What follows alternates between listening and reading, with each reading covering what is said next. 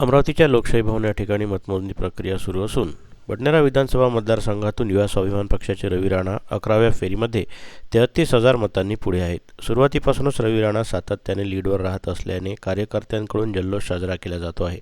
रवी राणा यांच्या गंगा सावित्री निवासस्थानासमोर कार्यकर्त्यांकडून फटाके फोडून जल्लोष साजरा करण्यात आला. रवी राणा यांच्या निवासस्थानी कार्यकर्त्यांची मोठी गर्दी झाली आहे. हा महायुतीचा विजय आहे असे रवी राणा यांनी माध्यमांशी बोलताना सांगितले. हा विजय जो आहे हा विजय महायुतीचा विजय,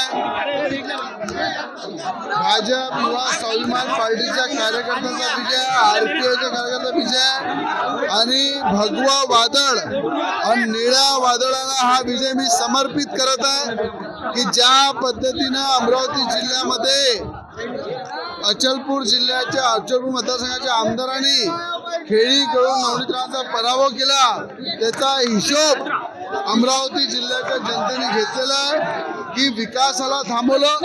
एक अमरावती जिल्ह्याचं नेतृत्व नवनीतरावा त्यांना थांबवलं, म्हणून आज हा संपूर्ण विजय भगवा वादळ आणि निळ्या वादळाला मी समर्पित करताय की हा विजय अमरावती जिल्ह्याच्या जनतेचा विजय, अमरावती जिल्ह्याच्या लाडक्या बहिणींचा विजय, शेतकऱ्यांचा आहे, शेतमजुरांचा आहे, सर्वसामान्य जनतेचा आहे, व्यापाऱ्यांचा आहे.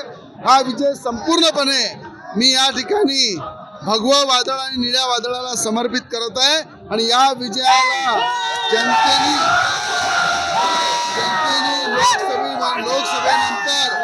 लोकसभेनंतर या नेत्यांनी जे साखळी केली होती नवनीतरावाला पाळण्यासाठी, त्याचं उत्तर आपण पाहिलं. अचलपूर मतदारसंघाचे आमदार बच्चू कडू यांचा 20-25 हजारांनी पराभव होत आहे. त्याचं कारणच आहे की अहंकार आणि तोडी आणि एकामेकाच्या सुपाऱ्या घेऊन पाडापाडीचं राजकारण हे जनतेला आवडलं नाही आहे, म्हणून त्या ठिकाणी अचलपूर मतदारसंघात सुद्धा हिशोब केलेला.